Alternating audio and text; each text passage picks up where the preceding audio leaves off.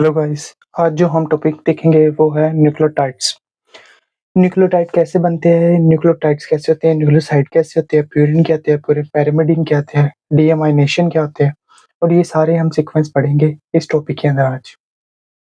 Nucleotides के अंदर हम देखेंगे सबसे पहले न्यूक्लियोसाइड्स क्या होते हैं। न्यूक्लियोसाइड्स वो होते हैं जिसके अंदर ये राइबोस है, ठीक है। उसके बाद ये ट्राइंगल है जो ये है, ये न्यूक्लियोटाइड्स होते हैं, ये बेस होती है, ये हमारी नाइट्रोजिनस बेस है, नाइट्रोजनस बेस है। अब और इस साइड पे अगर ये तो हो गया, ये तो है हमारा न्यूक्लियोसाइड। अगर हम इसको न्यूक्लियोटाइड बनाना चाहते हैं, ये पहले साइड था, अब टाइड बनाना चाहते हैं तो इधर फॉस्फेट ग्रुप ऐड हो जाएगा। अगर फॉस्फेट ग्रुप यहाँ ऐड हो जाएगा तो ये बन जाएगा न्यूक्लियोटाइड। और इधर जो बेस है, बेस हमारी 5 किस्म की बेस होती है। हम देख लेते हैं, उनके नेम देख लेते हैं। कुछ होती है प्यूरिन्स और कुछ होती है पायरिमिडीन्स।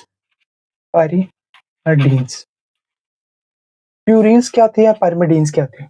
प्यूरिन जो है वो AG एडिनोसिन गुआनोसिन, और जो है पायरिमिडीन ये है साइटोसिन, यूरिसल और थायमिन, ये से CUT कट, ये हो गए।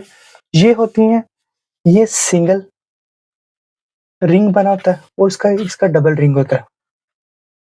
डबल रिंग से मुराद के इधर एक और रिंग होगा, नाइट्रोजन स्पेस का रिंग होगा, ठीक है, और इससे बनेगी। और ये हमारे सब ये जो न्यूक्लियोटाइड्स होते हैं ये मिल के हमारा DNA बनाती हैं। अब हम देख लेते हैं जो इनके दरमियान में बाउंड होता है, ऐसे होता है ना, DNA हमारा ऐसे होता है और इसके दरमियान में ऐसे ये आपस में लगे होते हैं, अटैच होते हैं। ये जैसे ACGT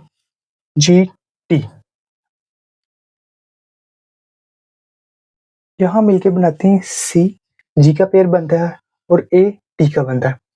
CG होता है जो ये ट्रिपल हाइड्रोजन बॉन्ड होते हैं और AT का होता है ये डबल हाइड्रोजन बॉन्ड। ये स्ट्रॉन्गर होता है और ये वीकर होता है। ये मिलके ऐसे बनाते हैं, हमारा DNA से बनता है, ठीक है। अब हम देख लेते हैं DNA के अंदर प्यूरिन जो है, प्यूरिन के अंदर खराबियां कौन सी आती हैं।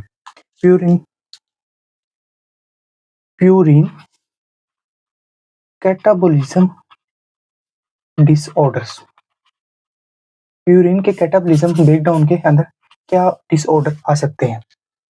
जैसे हम गाउट देख लेते हैं। ये गाउट जो होता है हमारा, ये इसके अंदर प्यूरिन जो है, प्यूरिन एडेनिन डिग्रेड हो जाती है। जब ये डिग्रेड होती है यूरिक एसिड बन जाता है और ये हमारी किडनी से एक्सक्रीट होता है।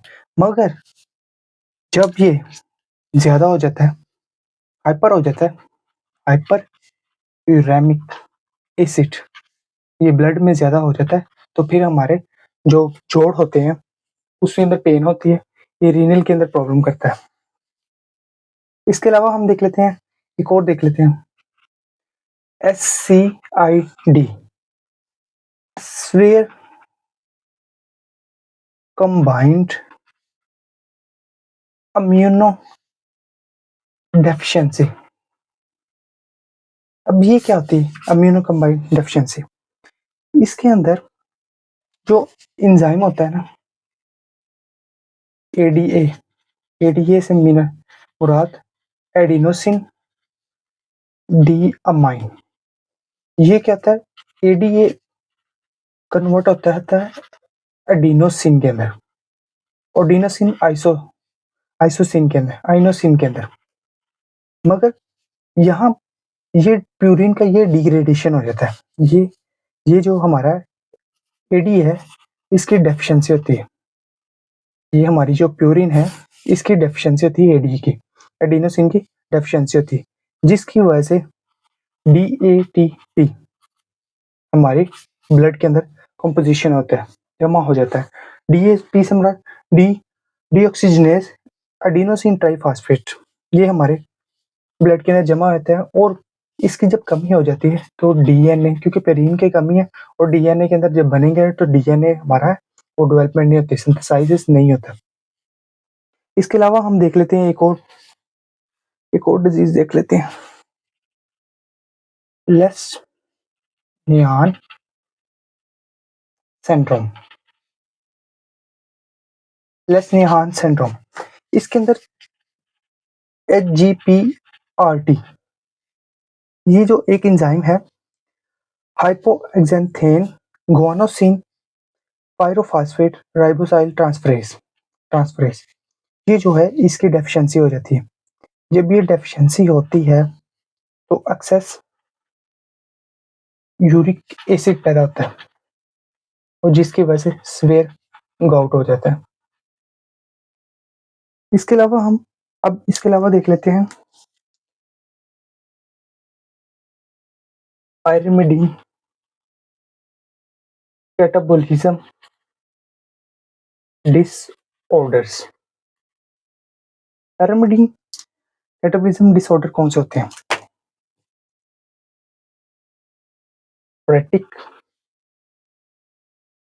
पोरेटिक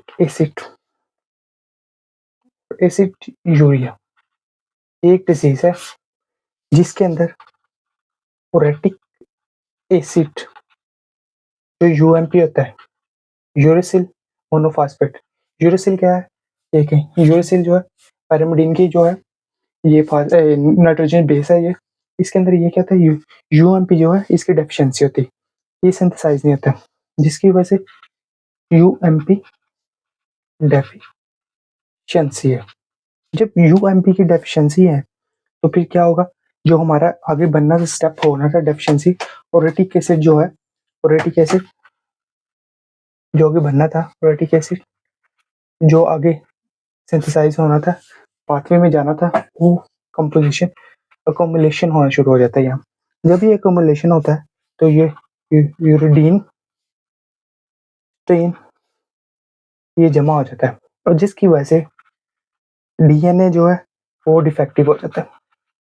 जब डीएनए डिफेक्टिव होगा सबसे पहले जो डिजीज आएगी वो होगा मेगालो ब्लास्टिक एनीमिया। क्यों? क्योंकि पायरिमिडीन इसकी डेफिशिएंसी होगी, जब डेफिशिएंसी होगी डीएनए सिंथेसाइज नहीं होगा, जब डीएनए सिंथेसिस नहीं होगा तो आरबीसी मैच्योर नहीं होंगे, जब मैच्योर नहीं होंगे तो आरबीसी का साइज इंक्रीज हो जाएगा, क्योंकि इसके अंदर मैच्योर डीएनए ही नहीं है, जिसकी वजह से ये होगा मेगालोब्लास्टिक एनीमिया। ये डीएमाइनेशन देख लेते हैं। डीअमाइनेशन क्या होती है? डीअमाइनेशन कहता है mean removal of amino acid. Amino acid group कौन सा? NH2 अमाइनो एसिड ग्रुप है, ये जो है ये रिमूव हो जाता है।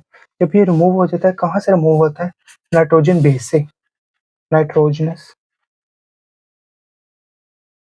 बेस से ये अमाइन ग्रुप जो है ये रिमूव होता है। जब ये रिमूव होता है इसकी वजह से जैसे साइटोसिन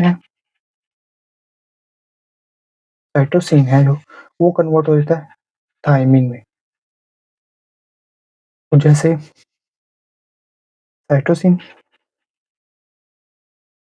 थायमिडाइन में, साइटोसिन यूरिसल में कन्वर्ट होता है, थायमिडाइन साइटोसिन थायमिन में और साइटोसिन यूरिसल में ऐसे कन्वर्ट हो जाता है, और ये मिस्टेक हो जाती है। जैसे असल में पेयर जो बनता था CG का बनता था और AT का, मगर यहाँ प्रॉब्लम होती है CA का पेयर बन गया, फॉल्स बन गया, ये होती है डीमाइनेशन।